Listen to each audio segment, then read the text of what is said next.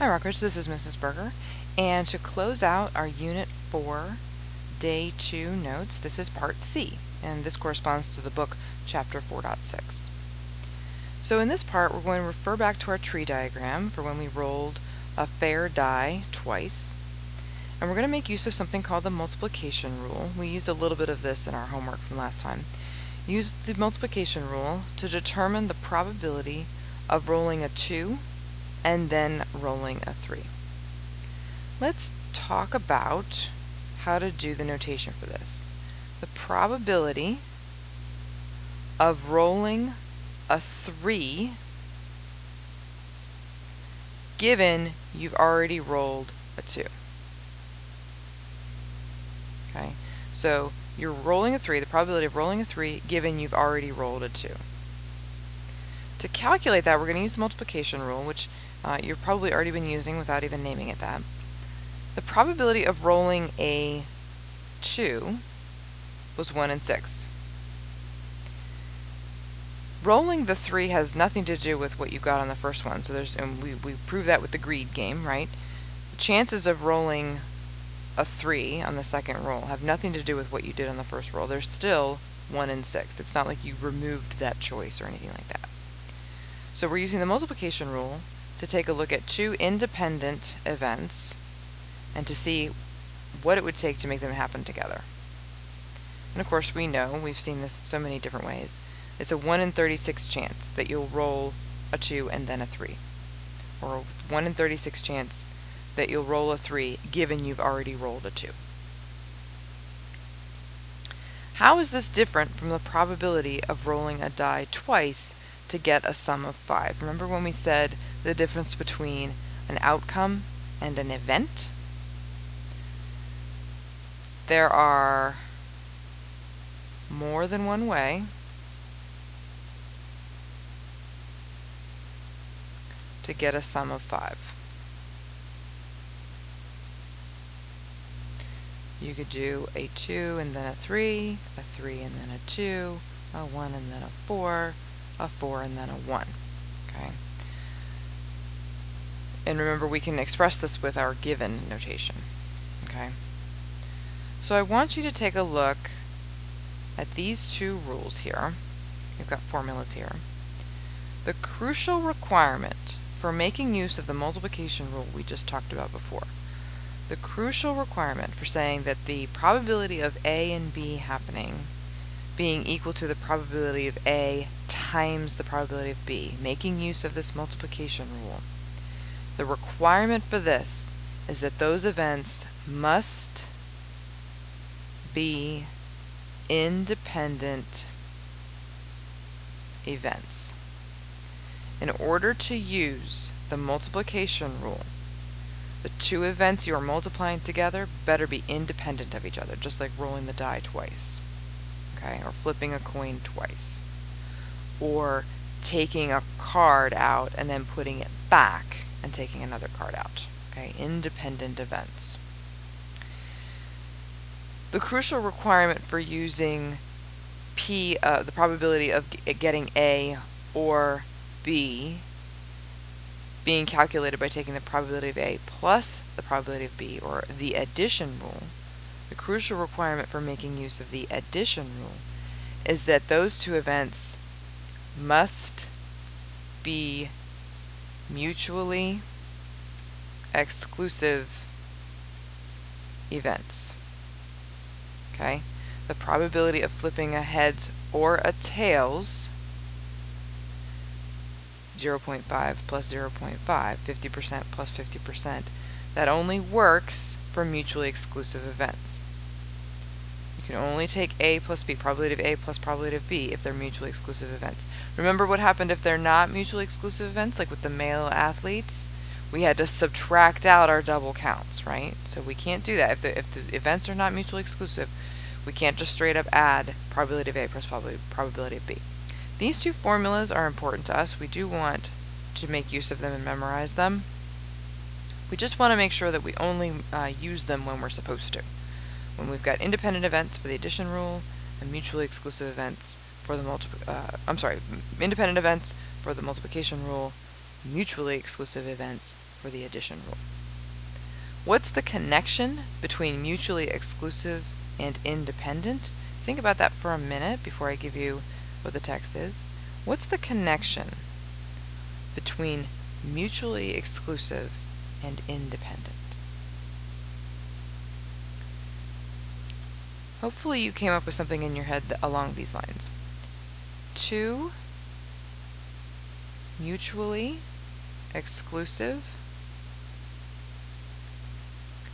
events can never be independent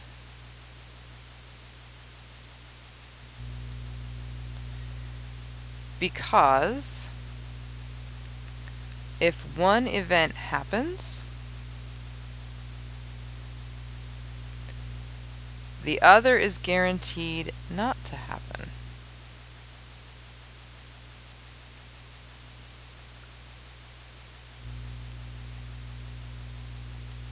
Think about that for a minute. Let's think of the flip of a coin.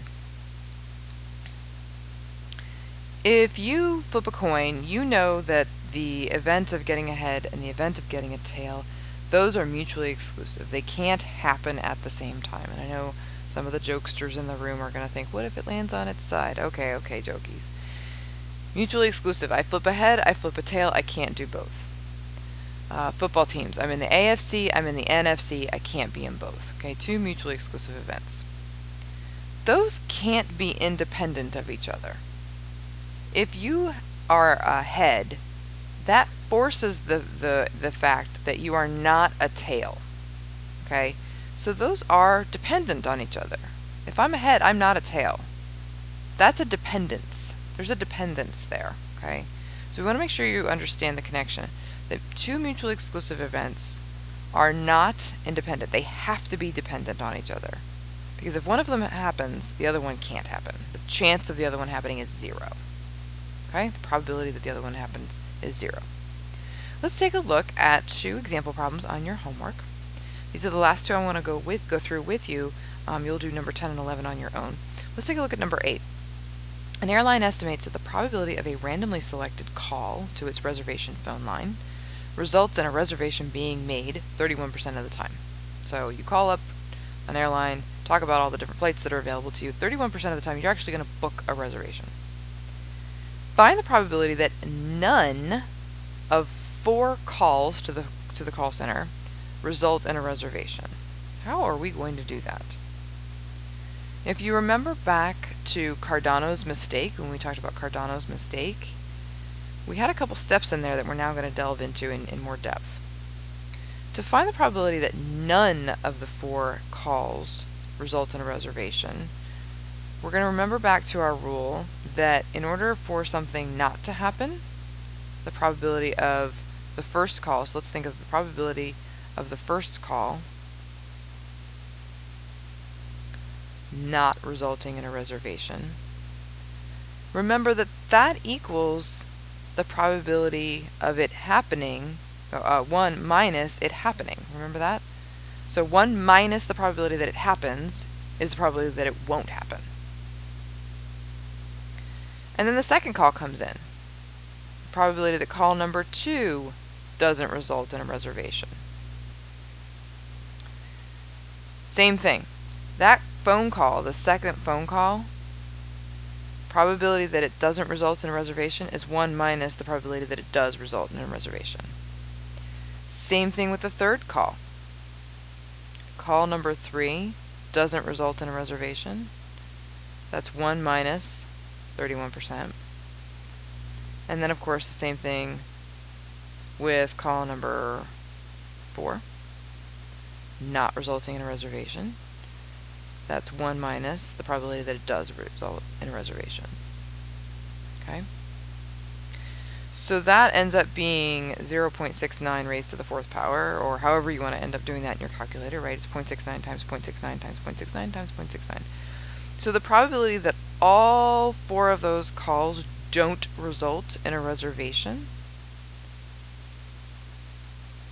is 22.7%. Okay. So think of that one, replay that part of the video if you need to, stare at how we got there, and make sure you're comfortable with what just went down in that problem. Okay, so you used a lot of different parts of our lessons from the past and today to culminate into this answer to this question. Question number 9. If you buy a ticket in Canada's lottery, the probability of winning is 15%.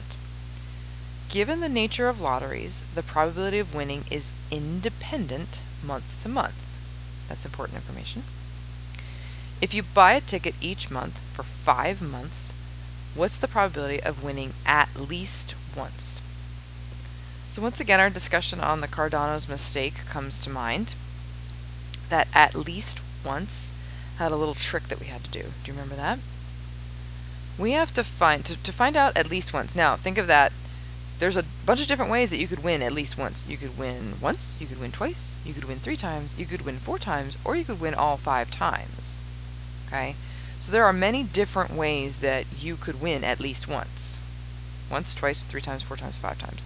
The easiest way to calculate that, instead of finding the chance of winning once and then finding the chance of winning twice, the faster way to do this is to find out what are the chances of me never winning, and then taking 1 minus that, right?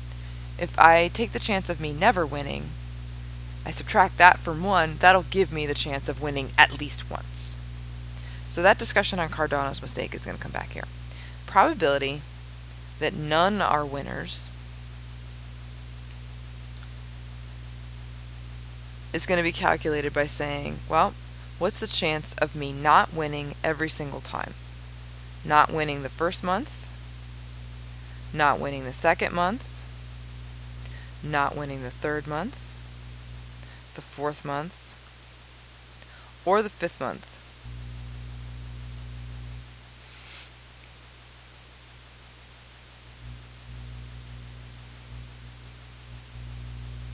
Right?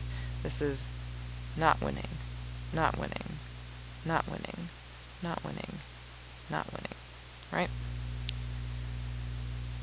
If none of them are winners, this turns out to be 0.85 to the 5th power, or 0.444. If none of them are winners, then the probability that at least one is a winner is found by taking 1 minus none of them being winners. So that's actually pretty high. We have a 55.6% chance that if we play the lottery 5 times in Canada, if we play it 5 times in Canada, we have a 55.6% chance of winning at least once, maybe more times, but at least once, 55.6% chance. So these 2 problems I chose to do because of the wording, this at least once scenario and how it ties into finding the none first and subtracting it from 1. I definitely wanted to discuss that with you. And then of course just this discussion of independence and how independent events are found. I wanted to discuss that as well. Go ahead and try questions number 10 and 11 and come to us with questions of your own.